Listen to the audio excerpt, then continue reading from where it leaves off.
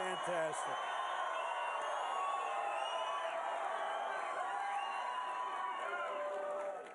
This is really beautiful, fantastic. What a crowd.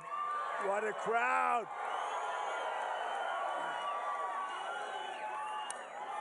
Well, I want to thank everybody. You know, we have a big night tomorrow night. Is anybody like thinking about it? It's going to be good. We've had so many good things happen over the last 5-month period. It's been actually amazing. The people of this country are absolutely incredible people, and I am honored to be with you tonight. It's like this all over the place.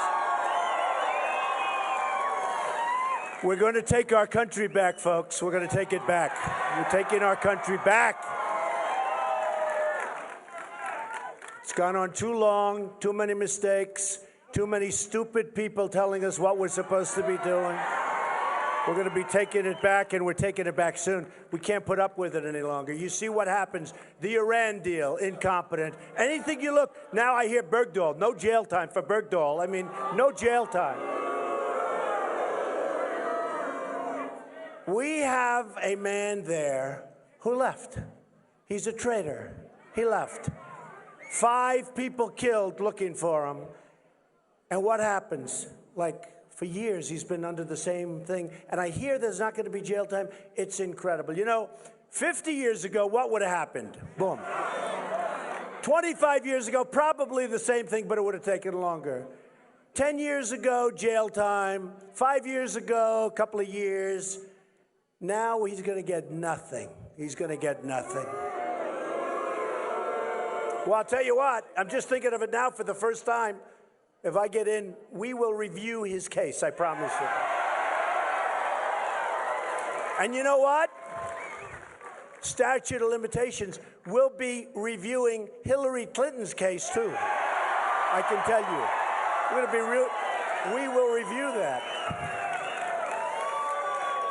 You know, before I go too far, I've made some great friends, and you know, I announced and I talked about illegal immigration. There was a huge firestorm. Everyone went crazy. Oh, illegal immigration. It wasn't even something that people were going to talk about. And then all of a sudden they started saying, you know, maybe Trump is right. But I went through 2 weeks. It was unbelievable. And I mean, it was really incredible. I didn't mind it. You know, it's like called life because I'm telling the truth. I don't mind when you're saying something that's correct. And this country needs to get away from political correctness. It's killing us. It's killing us. It is absolutely killing us. And I announced we talked about what's happening at the border. We talked about the illegals pouring in. And all of a sudden, people started seeing lots of crime, and they started really seeing it. It was focused because it was like a magnifying glass. And we had beautiful Kate in San Francisco who was killed and shot 5 times. And then we had so many others. We had the woman a few weeks ago in California, raped, sodomized, 66-year-old veteran, raped, sodomized, and killed by an illegal immigrant. We have much, much crime, so much all over the place. And a friend of mine, I see him backstage with a group from Remembrance families. You know Remembrance, right? These are people whose families have been devastated by people that weren't supposed to be in our country. People that came here, were forced here by countries that are smarter. And I want to just bring, they're friends of mine, and in particular, somebody I've really gotten to know well, and he's a special man. Could the Remembrance families come up? And this is Jamil. Jamil Shaw. Come on up. And get the families up. Come on up.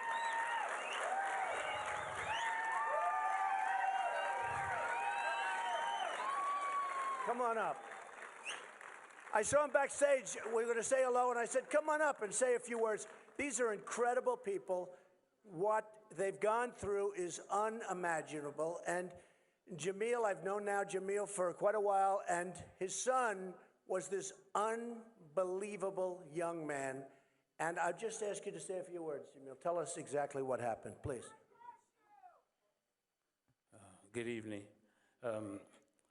March 2008, my son Jazz, we were at a football camp, a clinic in Pasadena. It was designed for Division I prospects. So, you know, we we had a good chance doing some good things.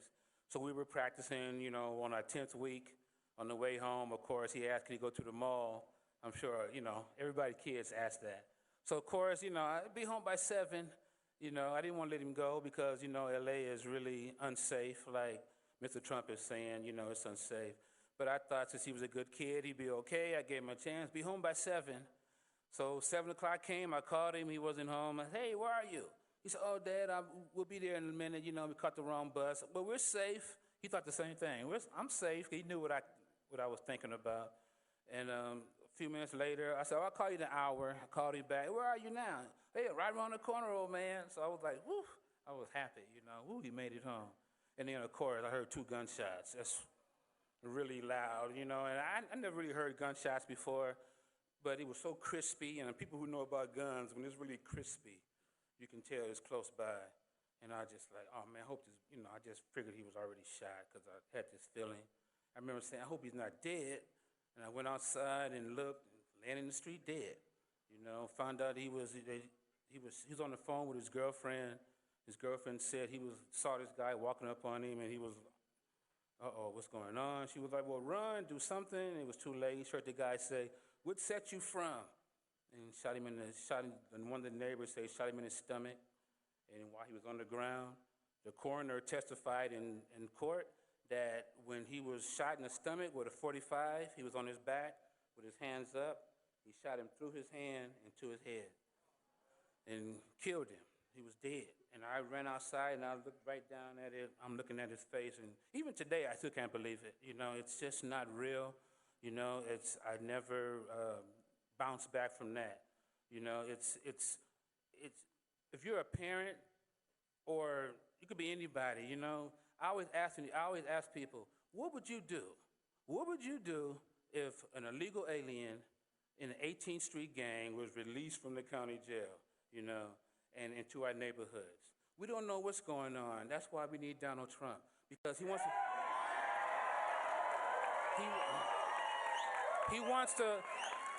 feels what we feel. I mean, he feels what we feel. He's just like us, I know that now, I saw him on TV. I had no idea, but he wants us to be safe. He wants to make us safe. We all love to be safe.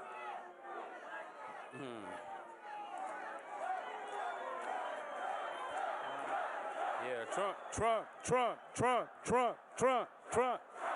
And you have to ask, and you ask these people like that, you ask them, what would you expect of somebody running for president to do if you heard that illegal aliens were murdered Americans?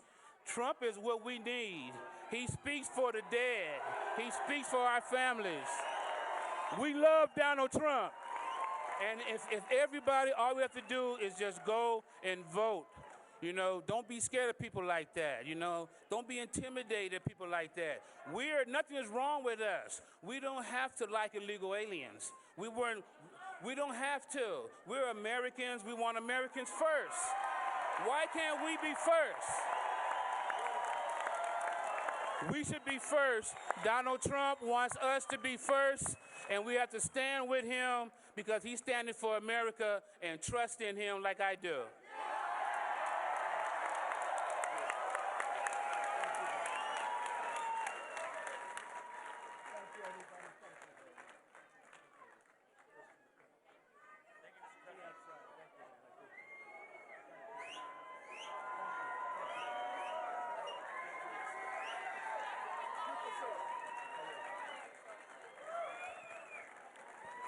These are amazing people. They're amazing families. What they're going through, you cannot imagine, for no reason whatsoever.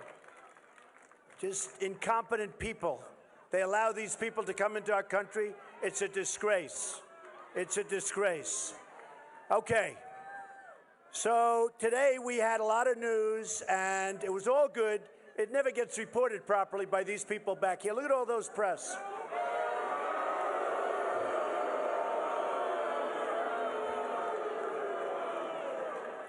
Well, I've learned 2 things more than anything else: how smart the people are and how bad and dishonest the press is, because it is really dishonest. It is really, really dishonest. So we had a lot of polls coming out today, and they were really good. That's right. You're my man. That's right. So we had a Monmouth poll, very highly respected. Trump, 41.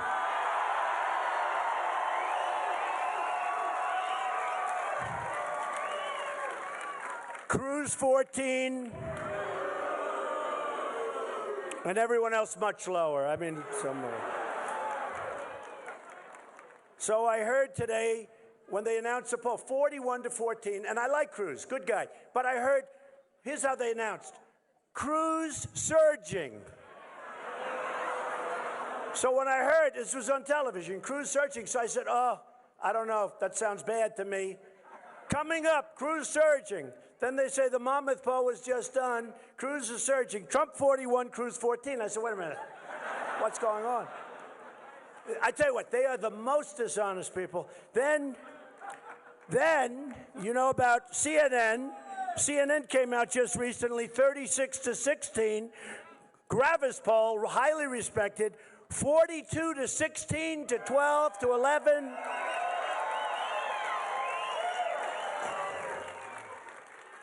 So then today, it was very interesting because I did have one poll in Iowa, which I never expect to get. I can't stand the paper. It's a horrible paper. Des Moines Register, it's terrible.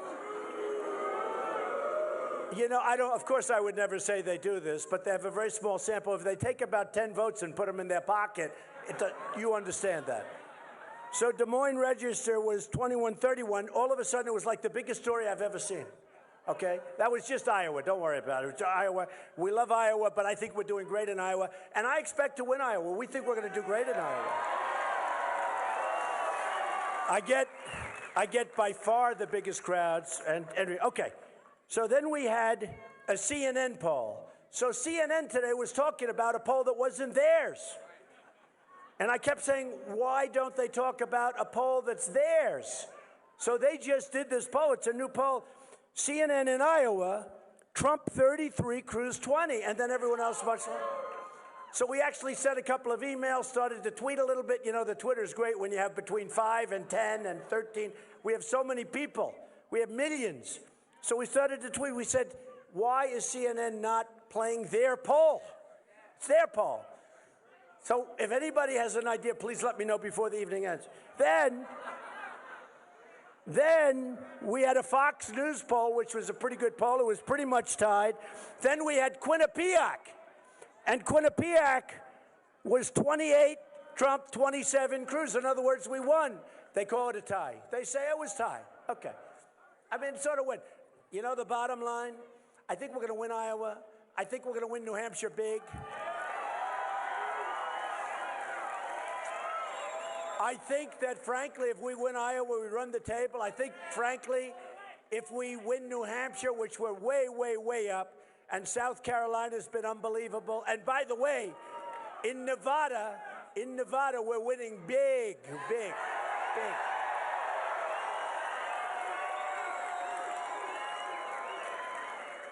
We're winning in Florida. We're winning everywhere. So I just want to let you know, this is not going to be a waste of anybody's time, believe me. This is going to be something special. Do I hear some noise over there? Yes, I do.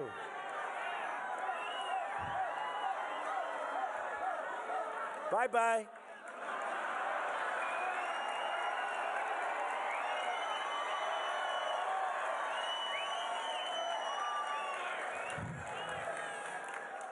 You know, look at all those cameras turned over there. They only turn when there's a protester.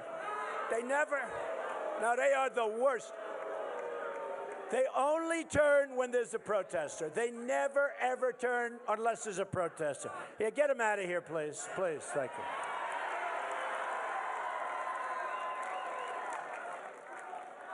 Get them out.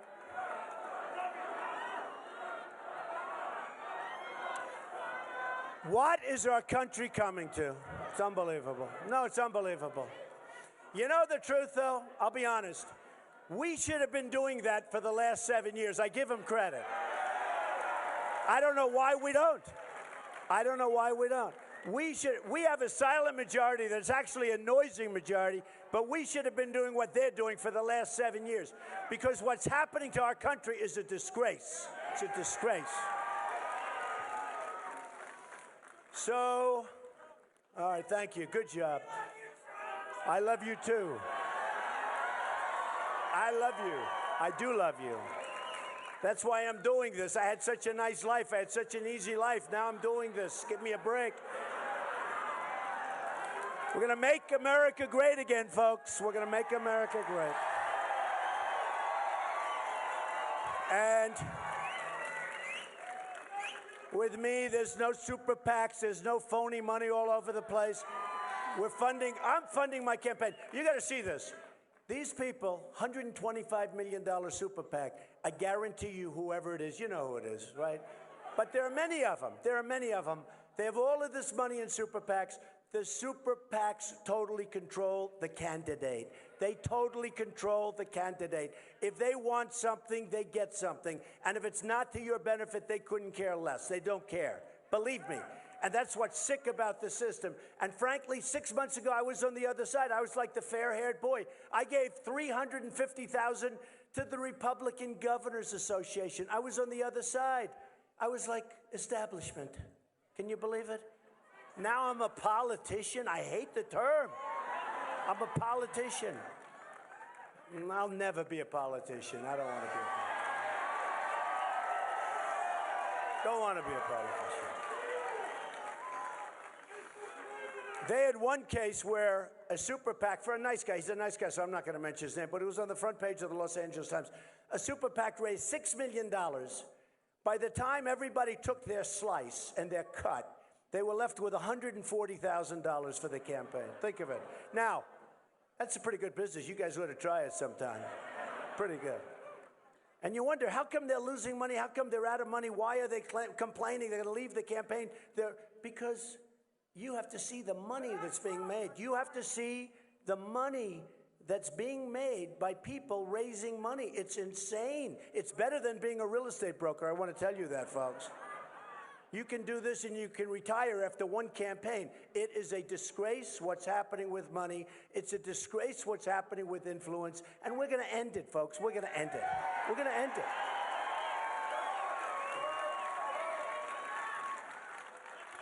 So, when I started the quest, remember the famous escalator ride, right? Coming down. We're waving. But I made a decision. I said, look, you know, it takes guts to run for president. It really does. I never did this stuff before. And it takes guts. But I know what can happen. And by the way, not just because I'm doing well, more importantly, because I've gotten to know so many people. We have such incredible people in this country. It's amazing. It's amazing. And I said to my wife, I said, you know, look at that. It was in Trump Tower in New York. You have never seen, look at all the press back there now, but you have never seen so many reporters and cameras, and you couldn't breathe in the building. And I said, you know what? We got to do it. Just too many mistakes. Let's do it. And I took a deep breath at the top of that escalator. In fact, if you see it, they probably have tapes of maybe they don't want to show that. Too nice. They don't want to show. They only want to show bad stuff. But you know what? I took a deep breath. I said, let's go. And we went down, and I talked about illegal immigration. And I brought out a lot of things that would have never been discussed. And we're going to have a border. We're going to build a wall, and Mexico is going to pay for the wall. They're going to pay for the wall.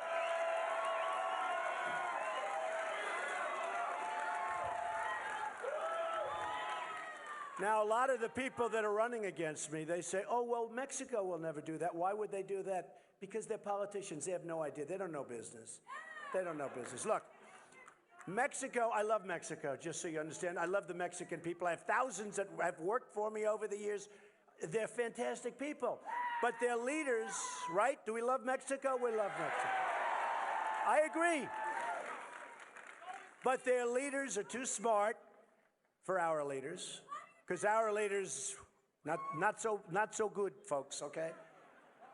They're too smart, they're too sharp, they're too cunning. What's happening at the border is horrible. What's happening with trade? I mean, we have Ford building plants in Mexico. We have Nabisco moving from Chicago, their big factory, into Mexico. They'll make Oreos. Think of it. No more Oreos for us, right?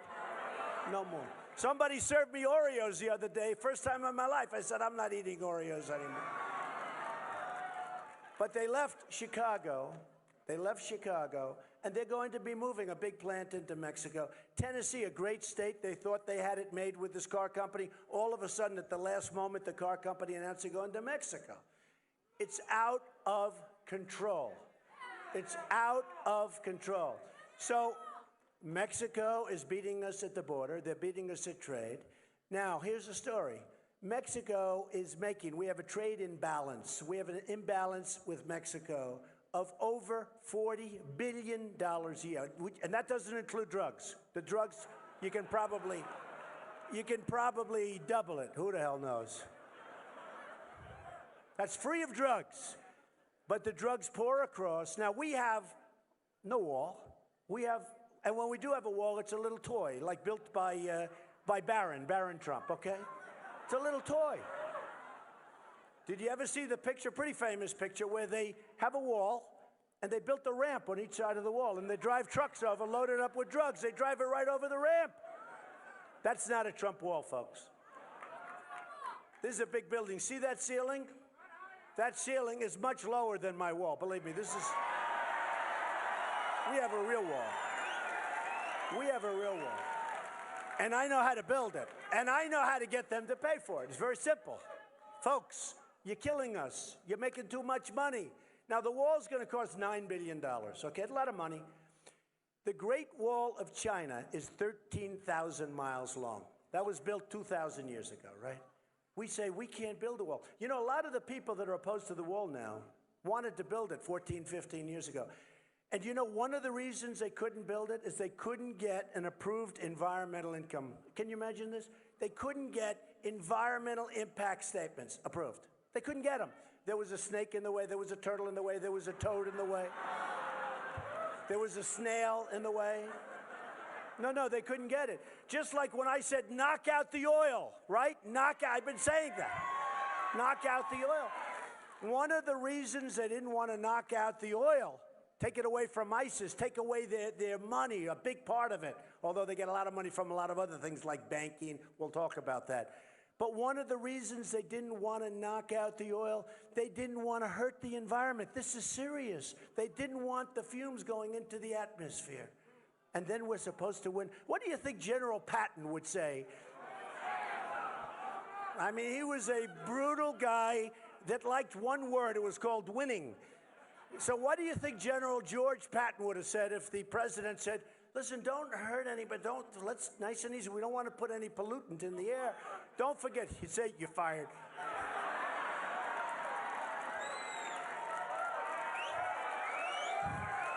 That's very good. Now, can you imagine? Now, we have the General Pattons, and we have General MacArthur. We have great generals, potentially, in our midst. I mean, they go to Annapolis, they go to West Point, they go to Air Force Academy. These are great people. We have great people. But probably the best ones are kept down. We lost a good general 2 years ago because he was foul-mouthed. He spoke with bad language. He was great. The men, you know who I'm talking. We know who. He was a good general. Everybody loved him. His men loved him. Everybody loved him. And look what happened to him. Then we lost another one, Petraeus. He got because of emails and because of giving stuff. And yet Hillary did 20 times more, and she's just fine, right? She's just fine. So we're going to find the right people. And I will tell you this. For 5 months, I did nothing but speak about how China is ripping us off, about how Japan is ripping us off with the cars, thousands and thousands of cars pouring in. I was in Los Angeles. I mean, these boats are massive. The ships, they're massive. Cars pouring in. Looks like the Long Island Expressway. The cars just coming off the... We give them practically nothing. I mean, you look at the imbalance, happens to be about $70 billion, okay, a year, and you say, what's happening? We have all the power. We have all the strength. Mexico, I told you, it's both. I mean, Mexico's going to become the car capital of the world soon, the way they're going. They're taking our business. They're doing everything. And in addition, they kill us at the border. That's going to end. It's all going to end. It's all going to end. Believe me.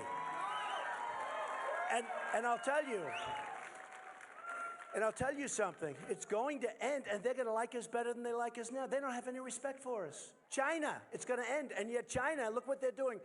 South China Sea, they're building this incredible fortress in the middle of the I mean, can you believe it? We could never do that because it wouldn't pass environmental standards. Can you believe this? We are so lost. We are so lost as a country. Today I read, I mean, maybe it's not true, but I think it's a legitimate publication. I mean, these guys, I don't consider too many of them very good, but it was amazing. Look at that cameras. Those cameras never move. They won't show this crowd of people. But no, it's true. It's true. They never move. Don't worry, they won't move. But did you see when you had that protester over there? Boom, those cameras, they were bent like a pretzel looking, trying to find them. They are the worst. They are the worst. So, thank you. That's very nice. You're the best also. You know what? We're all the best together. We're going to be the best. We're going to be the best. Look, we're going to make our military so strong, so powerful, so incredible, we are never going to have to use it. It's going to be brought back up to date. It's in such bad shape. A general left 2 months ago, a very nice guy, Ordiano. He said we're the most unprepared. I actually think he said from the beginning, but let's not, because there's so many cameras on there. He said for many, many decades, we're the most unprepared that he's ever seen us or heard about it. Can you imagine? And this is a time when we have to be the most prepared.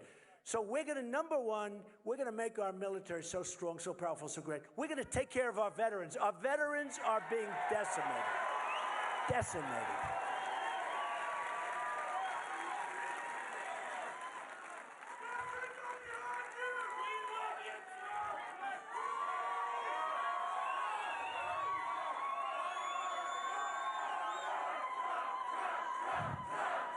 Thank you.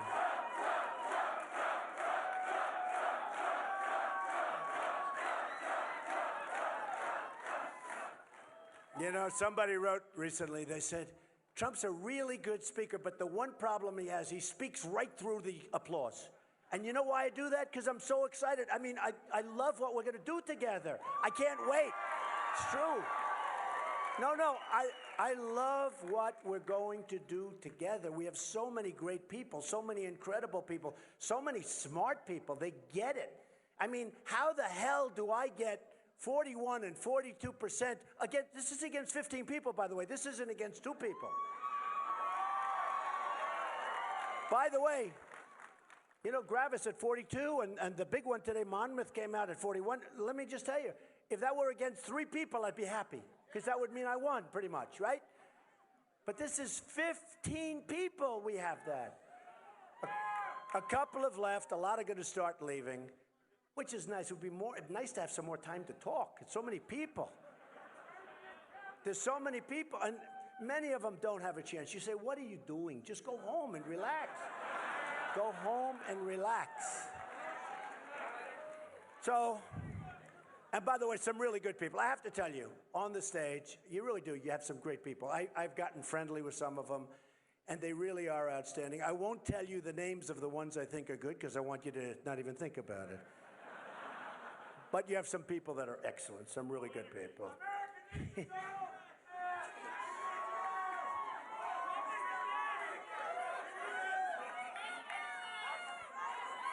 This guy, that's funny. This guy screams out, low energy, Mr. Trump. They're low energy. No. Well, a couple of them are low energy. By the way, Hillary's low energy, okay? She's low energy, in all fairness. I've said about Hillary, she doesn't have the strength and she doesn't have the stamina to be president. She doesn't. She doesn't. And the last person she wants to run against, you know, the Fox poll had me winning. Nobody talks about that. They, you know, they find one word. The Fox poll has me winning. They never report it. They hardly reported a Fox. But the Fox poll has me beating Hillary pretty easily. But you know, it's interesting. You ever notice? She'll go out. Everything is so scripted, even her words. Donald Trump has a harsh tone. And I'm saying to myself, then you turn on the news, you see they're cutting people's heads off in Syria because they're Christians. They're and other reasons, and frankly, any other thing they want. They're drowning people in steel cages. And she's saying Donald Trump has a harsh tone. Well, I don't like his temperament. Oh, that's fine. Look, we've got to get smart. We're not going to have a country left. But did you ever notice with Hillary? It's sort of an amazing thing. She puts on a pantsuit in the morning. She gets up. No, nothing wrong with that. Nothing wrong.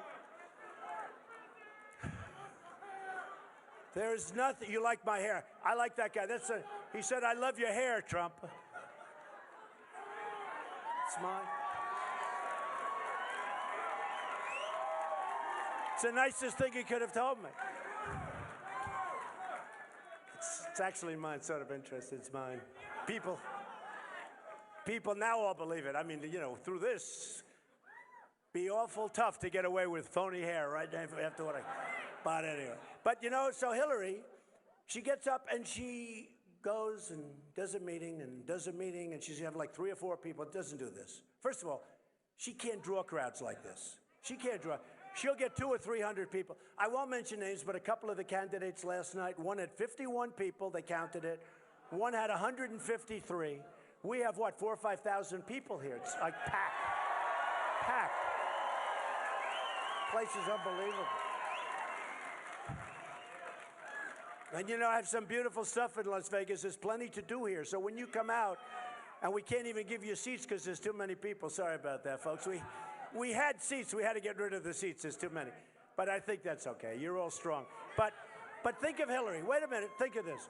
So because we do need strong. We need stamina. We need really, really strong and smart. We need smart. We can't have, you know, I've known a lot of people over the years. They're really strong, but they're stupid. Okay? That's no good. We need strong, but we need smart. But Hillary, so she goes out, does an event. Then you don't see like 5, 6 days go by, right? Then she does another scripted event, and she'll take questions from like 3 people. We would like to ask you, how do you like, don't you like your family? Yes, I do. I love my family very much. You know, every question is scripted, where she sits around a little table, and they vet all the people that go in with her. It's ridiculous, okay? It's ridiculous. And then she'll get up and she'll read a teleprompter, always a teleprompter. She'll read a teleprompter, and she'll go, "Ladies and gentlemen, thank you. I'd like to do it. It would be so much easier for me." I mean, can you imagine how easy that would be? I have 2 pieces of glass. I read for a half hour. Instead, I speak for an hour and a half with no notes, no nothing. The good thing about doing it this way, first of all, you need a great memory, which, you know, I do have. But the good thing about doing it, we can talk about current events. We can talk about, for instance, we can talk about stuff that happened 14 minutes ago. If you have a speechwriter, they want to, you know, first of all, they charge these people a fortune. They write Jeb Bush's speeches. They write all the speeches. Very inspiring speechwriters. No, they write them. Boy, that was a killer, wasn't it, that expression? But think of it.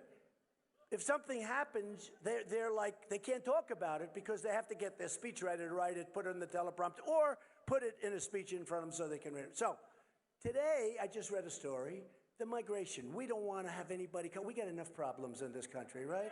We got enough. And I've been saying we don't want, you know what? I have a big heart. I want to take care. I want to help. But we got to get the Gulf states. They have so much money. You know, Saudi Arabia was making, think of it, $1 billion a day. These are $1 billion a day.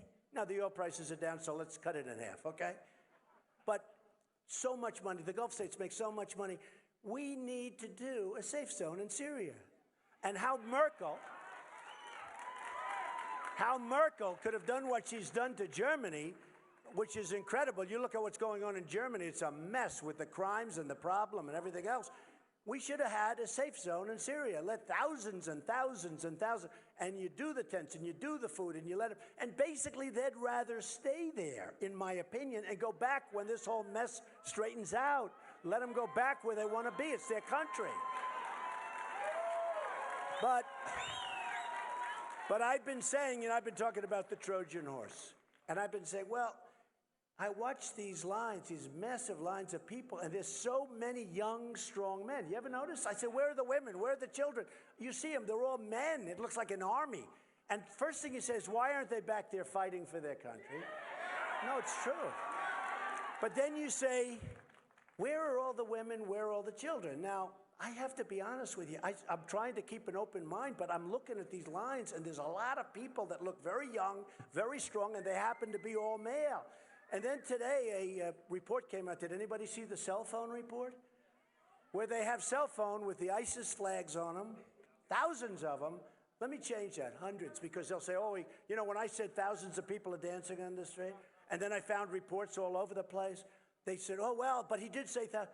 Who knows how many, a lot of people. But they found a lot, believe me. And did I win my point on that one, by the way? Okay? Believe me, I won my point on that. So many stories, and then all of a sudden, well, but they weren't there, they weren't here, they were all over. Let me tell you, people, they were dancing in the streets, and that's disgusting. And on rooftops, and elsewhere all over the world, they were dancing. So now the migration comes, right? Now the migration comes. And they find cell phones on many, many, many people. They find cell phones, and on the cell phone,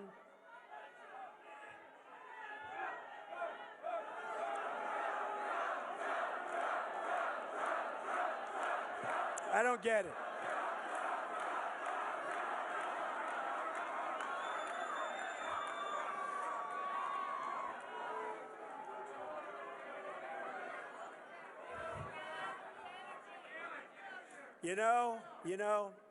Actually, I just want to say, I staged that. I actually put that person, because that was the only way I was going to get the cameras turned to see how many people are there.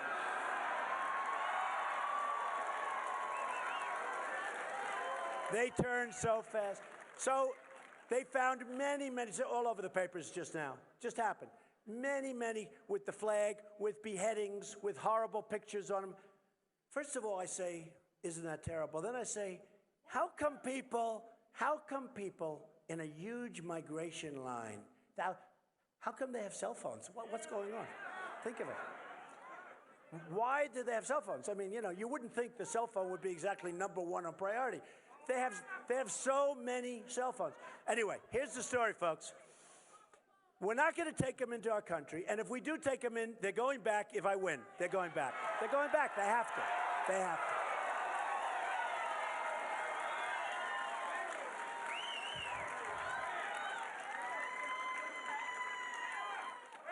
We are a country that soon will owe $21 trillion. It's $19 trillion right now. We just signed a totally ridiculous budget that was done in like 24 hours.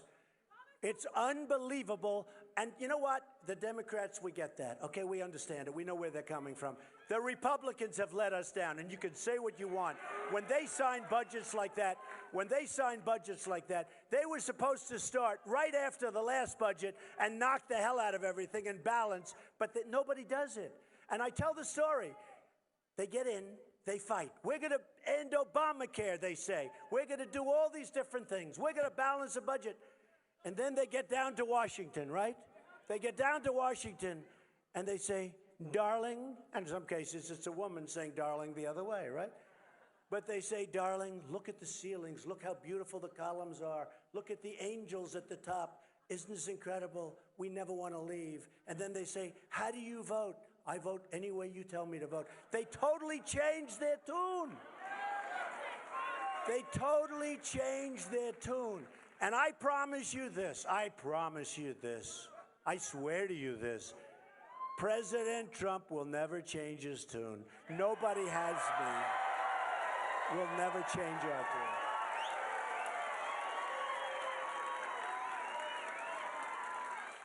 So, I love you too, man. That was a very tough, strong-looking guy that said that, but I still love you. Thank you very much. So when I started, thank you. When I started, we were talking about all these things. We were talking about China. We were talking about, and we will repeal, we will replace Obamacare. It's dying anyway.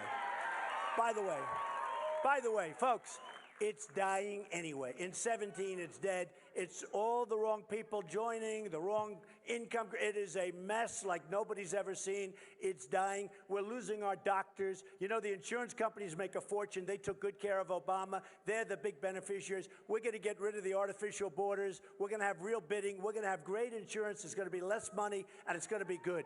Your premiums are going up right now, 25, 35, 45, and 55%. Your deductibles are through the roof. You'll never even get to use it unless you're dead. You won't get to use it, and it's a disgrace that it was ever approved in the first place.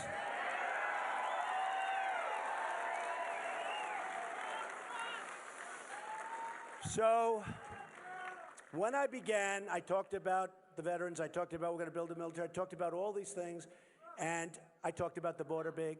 And then what happened is Paris. That was a big one. That was horrible. These people are animals. And I tell the press, they were saying, the mastermind behind the attack. The mastermind. Did you see the mastermind? I call him the guy with the dirty hat, right?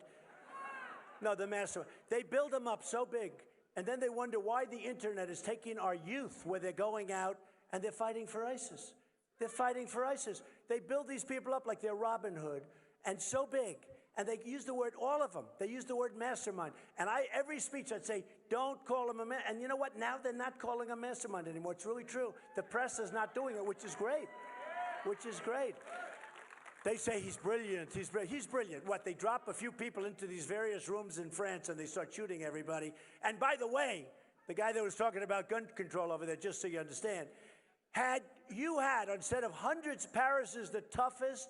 You talk about gun control. Paris has the toughest gun control just about in the entire world. France has the toughest gun control just about in the entire world. If a few of those people that are now dead, if a few of those people had guns strapped to their ankles or strapped to their waist, you wouldn't have the problem. You wouldn't have the problem.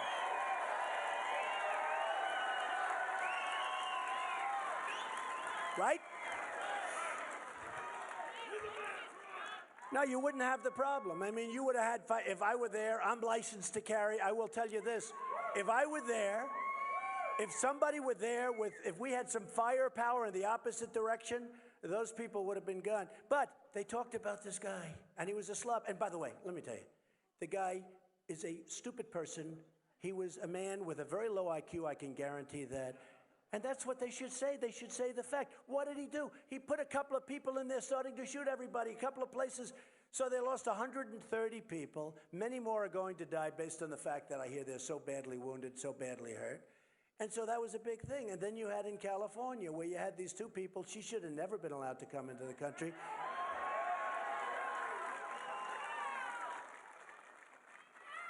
The system totally broke down. She came in on a visa, a fiancé visa. Oh, so romantic. Isn't that wonderful? She's just wonderful, right? She came in on a fiancé visa. Nobody ever even heard of a fiancé visa. Did you ever hear of it? Fiancé. So she was radicalized. He was probably radicalized before, but maybe, who knows? I mean, you know, these people. And tonight I heard, you know what? The bodies are there. And they're having a hard time because they want to send his body or her body back to where they came from. Can you believe it? No, can you believe this? They want to send the body back on an airplane. No, how crazy. And it's a very expensive thing, but they want to send the body back. I won't say where she came from, but believe me, she came from an area you're not going to be totally surprised. Let me tell you, they want to send her body back. Why? Why are we doing this? Who even thinks of this? Who would even think of it? So the two bodies are sitting there because they want to get her body back. That was reported a little while ago, okay? Unbelievable. How stupid are we? How crazy are we? These people that we have as leaders don't know what they're doing. So then we have California, where these two terrible people walk in and, you know, supposedly they were friends with a lot of the people they killed, right? They were friends. They worked together. They walk in and they start shooting. And they killed 14, and others are going to die probably because they're in very bad shape. But they killed a lot of people, and they should have never, ever, ever been in the country. And folks, we have to get smart. We have to get sharp. And you know, did you hear about the woman that wouldn't say anything because she didn't want to racially profile? Did you hear that? Or some guy? They didn't want to racially profile. They thought it was a little strange. There are bombs lying all over the floor.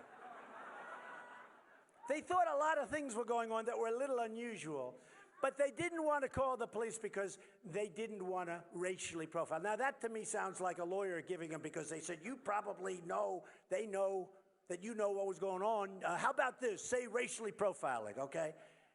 I mean, what's going on with us? What's going on?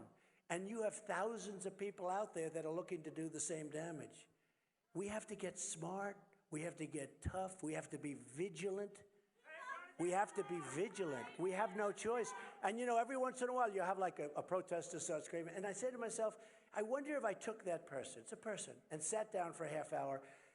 We're all looking for the same thing. Whether you're Democrat, liberal, conservative, Republican, aren't we all, well, we want safe, but we all sort of want just overall what's good for the country. We want to get rid of our debt. We don't want to have China rip us off, which they are doing big league. I mean, look, I love China.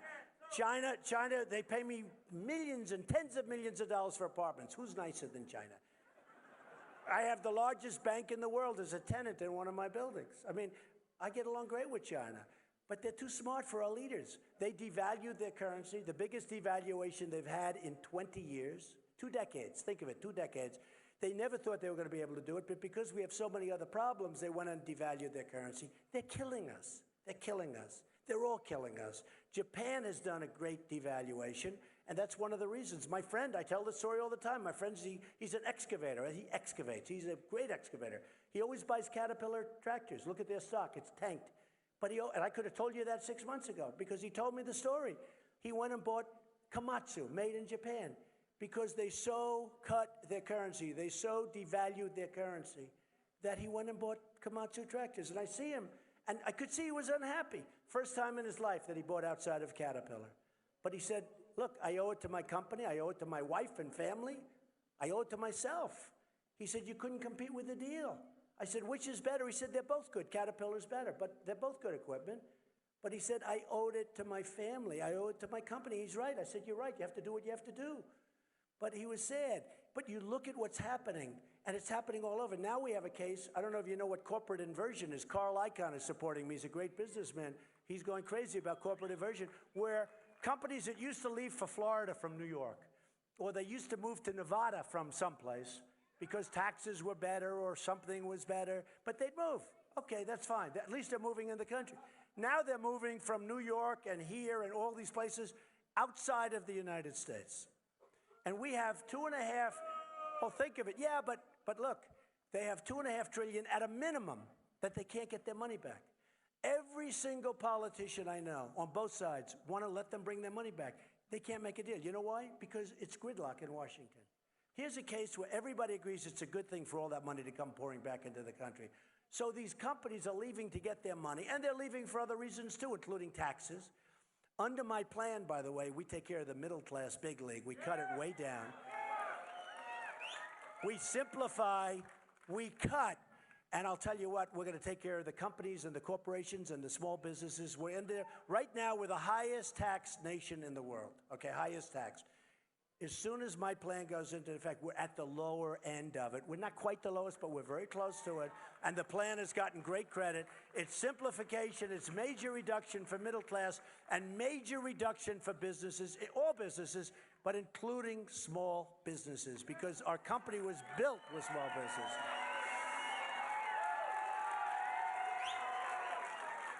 And you're going to see some great things happen. And you're going to see it happen with so many different ways. As an example, Common Core. What a disaster Common Core is for education. Think of this, same thing. Think of this. We have, in terms of students, we have the highest per pupil. We spend more money by far than anybody else. And yet we're ranked 28 in the world. We have third world countries that are better than us in terms of education. So we spend much more than anybody else. We're number one, but by a lot. And yet we have. And then you'll have a Jeb Bush and these other people saying we love Common Core. They want your children in Nevada to be educated by some bureaucrat in Washington. Who understands this? Who understands it? Who understands it? So we're going to take care of the Second Amendment, number one, and we're going to take care of Common Core. That's going to be gonzo. That's going to be gonzo.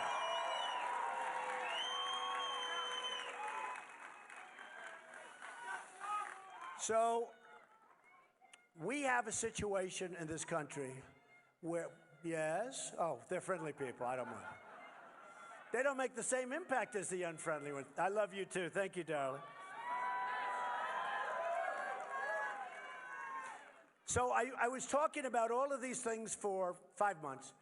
And then after Paris and after California, I now talk about Muslim extremists, radical extremists. Something's happening, but you have the radical Islamic extremists. They're pouring in, they're coming in. We have a lot of them here. We have to be careful. And by the way, I have so many great relationships with Muslim people. They know there's a problem. They want the problem solved. It's hurting them. It's hurting them more than it's hurting anybody. They want it. But you have a president that won't even issue a term. He won't talk about, when you say radical Islamist terrorist, he won't even say it. He won't even use the term. And nobody really understands why. And Hillary Clinton won't use it. If you have Hillary Clinton, you got 4 more years of this stuff. You're never going to solve the problem. You're never going to solve the problem.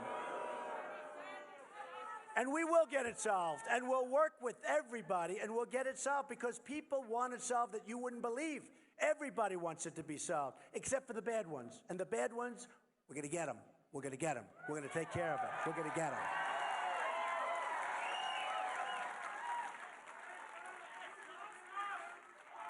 So what happened is when the polls came out, they said, who's best on security? Trump. Who's best on the border? Trump. No, it's amazing. They go, who's best on the economy? Trump by a mile.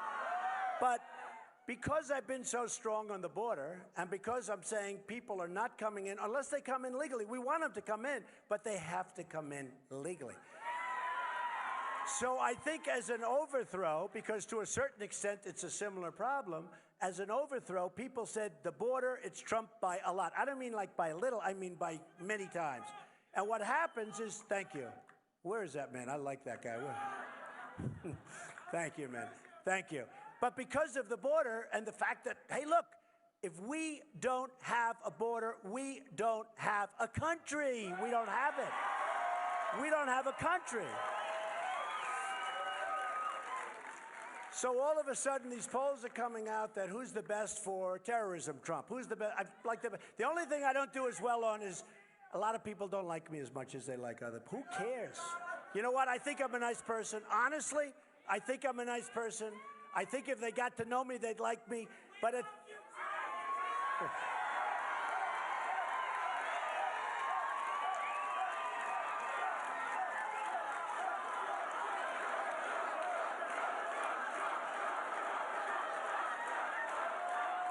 Thank you. Thank you. You know, a really nice woman at one of the rallies, because everywhere I go, we have crowds like this. We have massive crowds. I mean, we go to Iowa. We have the biggest crowds, but not like by a little bit, but by thousands bigger than other people. We have far bigger than anybody else, and that includes Bernie Sanders and Hillary. I don't know why. She's beating him in the polls, but he gets much bigger crowds. But we have bigger crowds by far than anybody. But you know, I meet at one of the rallies, I meet this wonderful woman, and she said to me, Mr. Trump, I'm voting for you. I love you. You're so good. But do you think you're nice enough to be a president? And I said to her, and I meant this, I said, first of all, I really think I'm a nice person. I love helping people. That's why I'm doing this. I want to do something good. But I said, but I'll be honest with you. This time, I don't think niceness is going to matter. They want competence. They want smarts. They want toughness. They want somebody that's not going to make a deal where we give Iran $150 billion.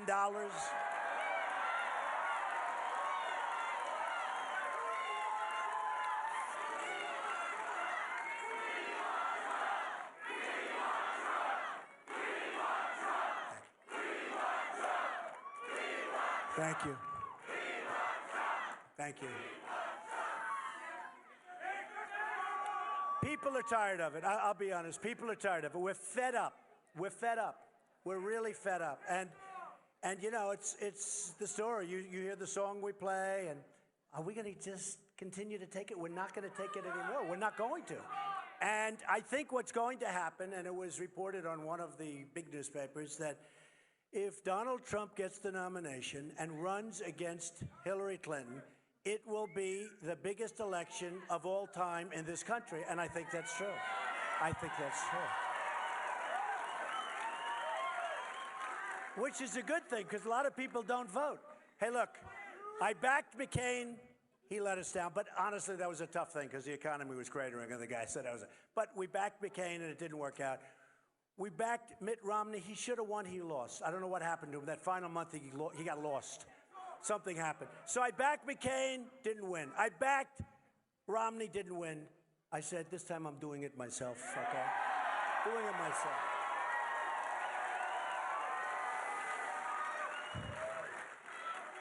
But it was reported, it will be the biggest, it'll be huge.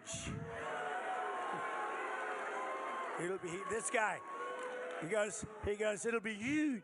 It's true. But it will be huge. But it will be the largest, in terms of voter turnout, will be the largest election that we've ever had in the country. I believe that. And they said in this article, which was about a week ago, they said that Trump will get most of that additional vote. The people that are coming out, many of them haven't voted before. Some of them aren't in parties. Some of them didn't care to vote.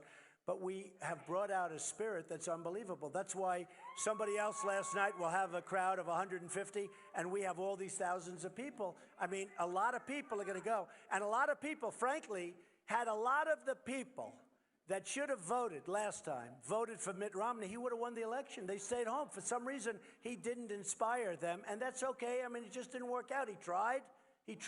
It didn't work out. But they weren't inspired to go out and vote. We got to go out and vote. And by the way, when you have your primary, please do me a favor. It's going to be like in 7 8 weeks. Go out and vote, please, okay? Go out and vote. You know, when we did the debates, right, so we had the first debate on Fox. And, you know, normally not a lot of people watch it. In fact, a lot of times, historically, television networks don't even want to put them on. They're forced to put them on for licensing reasons. Put them on. Nobody watches. People don't like why. 24 million people, the largest in cable history. Then they do CNN a little while later. Now, think of this. In the history of CNN, there are 23 million people. In the history of CNN, it's the largest audience they've ever had. Think of that. Honestly, I mean, we have to be honest. We don't have to be politically correct, right? Right? Is it okay? It's not going to be bragging.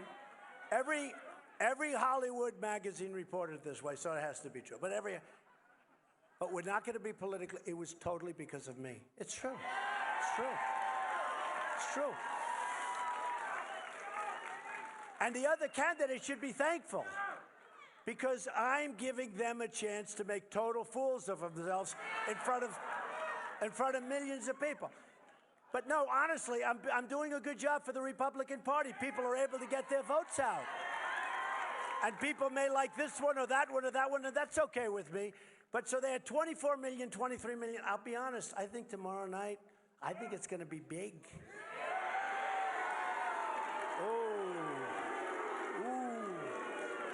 And they're all coming after me. I heard today, I'm saying, man, this is like crazy. Who's going to attack Trump first? Will it be this one? You know, he's taken down 7 so far. You know, if you look, so far, everyone that's attacked me has gone right down the tube, so that's a good. That's been good. No, but they're all saying, and who's going to, my son is here, Eric Trump. Where's Eric? Where's Eric? And this is Eric. He's a great boy. Say something, Eric. Just say hello. I am so proud of this man. Look at this crowd. And you know what? We've had a lot of rallies. We've had a lot of amazing rallies. And I looked at him in the eyes a couple weeks ago and I go, you know what? You're going to win this thing. And he is going to win. And we are going to win. And we are going to make this country great. So, proud of you. Love it. Good boy. So we're watching television before we're hearing all these announcers saying, well, who's going to take on Trump tonight? Who's going to hit him hardest? And I'm saying to myself, yeah, I would say bring him on. Who cares? What difference does it make? But I would say it won't be this will not be like an evening in paradise for me. Do we agree? Look, you have a lot of smart guys. They have their views. We have our view. And I think for the most part, think of it. It's common sense. I mean, really. There's so little common sense that our country has and our leaders has, and even the candidates, they don't have any common sense. Now, a lot of them are because they've gotten so much money from so many people. They're controlled like puppets. I mean, they're controlled like puppets, folks. Believe me, they're controlled like puppets. I'm not controlled by anybody. I'm not controlled by anybody. I'm actually controlled by you. I'm controlled. No. I built a great business, an amazing business, some of the great assets of the world. I have a beautiful building right down the road. I have some of the great, and by the way, they all said, he's not going to run. And I ran. Then they said, well, he'll never file Form A. That's basically a little form where you sign your life away. I signed Form A. Then they said, well, he'll never sign financials and he'll never put them in. And if he does, he'll wait a year. He'll wait because you have a lot of extensions you're entitled to automatically. I said to my accountants,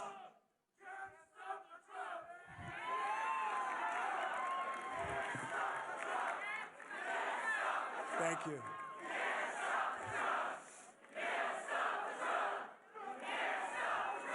You know, when these four guys started jumping up and down, I said, wow, they look like rough protesters, but they were on my side.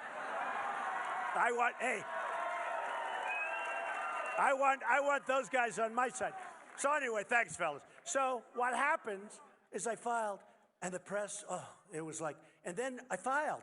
I didn't ask for extensions. By the way, some of these people, I had almost 100 pages of filings. And some of the people, the politicians, had one page, and they were asking for extensions. Can you believe it?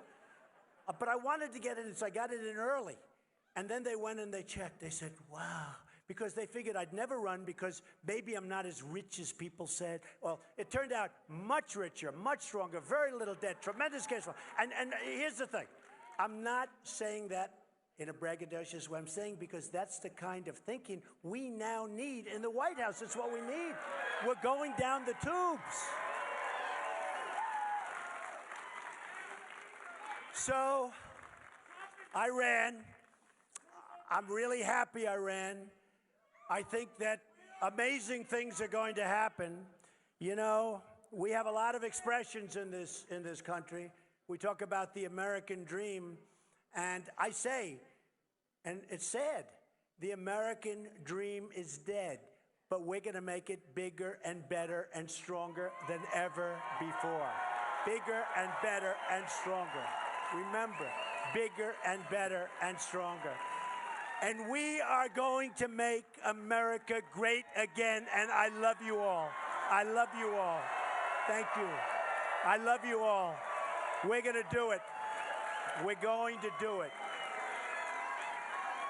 We're going to do it. Thank you. Thank you, everybody. Thank you.